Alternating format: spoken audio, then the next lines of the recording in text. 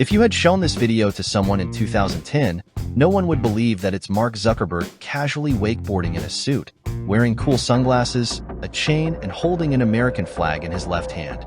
Back then, the Zuckerberg we knew was the exact opposite. He was considered the most boring figure in tech, lacking charisma, personality, or style, and often mocked as a robotic and emotionless person.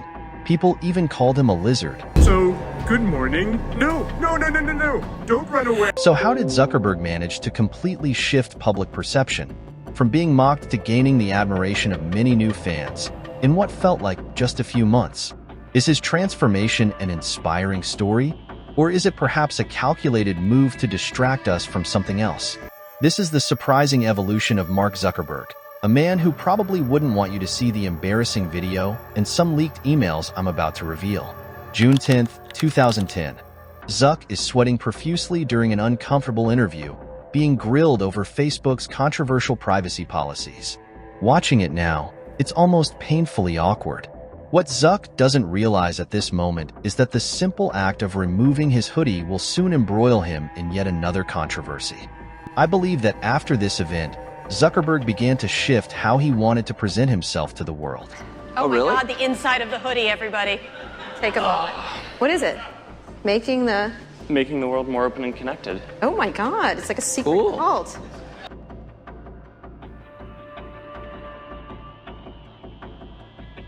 Same graph platform and this weird symbol in the middle that is probably for the Illuminati. 2010. Oh no. From an awkward tech nerd who struggled in interviews to a more calculated CEO who has shaped his image into someone not necessarily liked by everyone, but no longer vulnerable. Because he just doesn't move his face. Look at his expressions, they're static. This was also the beginning of the popular trend of criticizing Zuckerberg, as he had yet to master projecting a polished billionaire persona. At the time, Silicon Valley leaders were playing a predictable game. Steve Jobs donned his famous turtleneck to embody the visionary persona. Tim Cook embraced the role of a grounded finance guy, and Warren Buffett's humble grandpa demeanor made him relatable to investors. Zuckerberg, on the other hand, stuck to his plain gray shirt to signal that I am a no-nonsense tech guy who's only here to get important things done. I feel like I'm not doing my job if I spend any of my energy on things that are silly or frivolous about my life. For the ultra-powerful, these choices are deliberate, designed to project excellence, except, it seems in Zuckerberg's case, he's been harder to read over the years. There's even an academic expert who has analyzed his public statements for 2 decades and still feels like they don't truly know him. This leads to the intriguing question. Is Zuckerberg's recent transformation into a cool guy just another marketing ploy?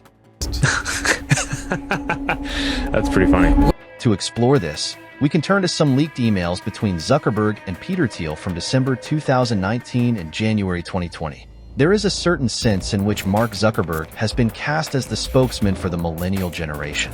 It is inappropriate because Mark is a highly unrepresentative example of the millennial generation for a whole range of reasons that we do not need to enumerate. This implies they are deliberately shaping Zuckerberg's image.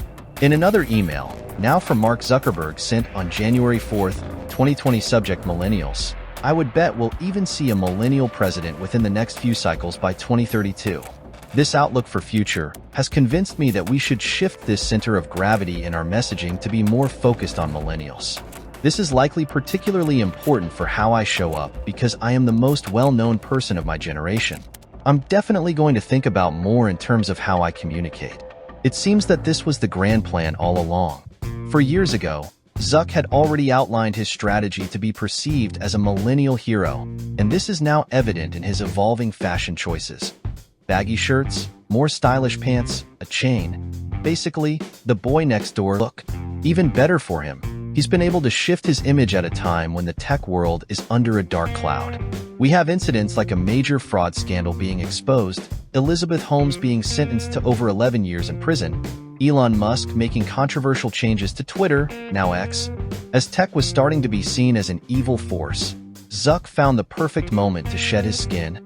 And no, he's not some kind of lizard man. He's re-emerging as a likable hero.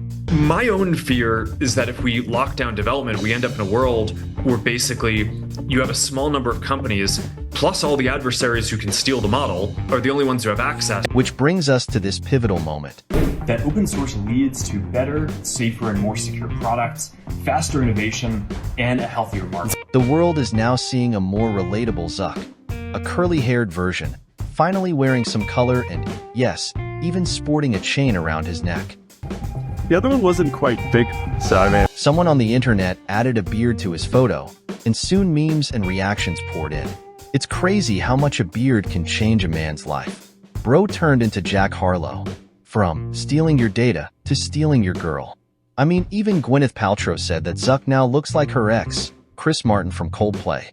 The meme creators likely didn't realize they just handed Zuck a new kind of power he had been struggling to achieve. Everyone, we got another big AI release today. As AI advances, Zuck becomes more human. Coincidence? I think not. His PR team has been working overtime. This guy reorganized an entire company in 3 months. It's unbelievable. Could it be that this is why Zuck has recently become a master at going viral in a more charming way? For example, he appeals to alpha males by being ready to fight Elon Musk and sharing his passion for jiu-jitsu, wakeboarding, and gym workouts. He makes himself relatable by posting about McDonald's, and he experiments with his look like this. He's also shown a refreshing sense of humor and boldness, like when he trolled Apple with a review of the Vision Pro. Do you think that there's this whole vibe with Apple fanboys, which I find kind of a little funny? And on top of all that, it turns out he's a romantic husband who even built a statue for his wife. Whether you love or hate him, it's undeniable that this is the most charismatic version of Mark Zuckerberg the world has ever seen. What has led to this personal transformation? Well, I injured my knee. So I was like, all right, it was kind of like I had my hair cut short because I was like fighting and training before. Like, I'm not doing anything else for the next 9 months, so. It's looking great. It's looking great. And that's the thing. Even if some of it might be a calculated effort to portray Meta in a positive light within the tech industry, it doesn't mean there hasn't been genuine personal growth for Zuckerberg. If you take a close look at him now, he genuinely appears happier and more at ease with himself. Work on this project to like raise the highest quality beef in the world. And it's like, all right, and it's like, why? I don't know. But I think doing it with some, I think it's like those things. That's just what matters to me at this point. Mark has grown as a CEO and has grown even more as a person. Proud of him. Zuck's newfound riz should be a case study.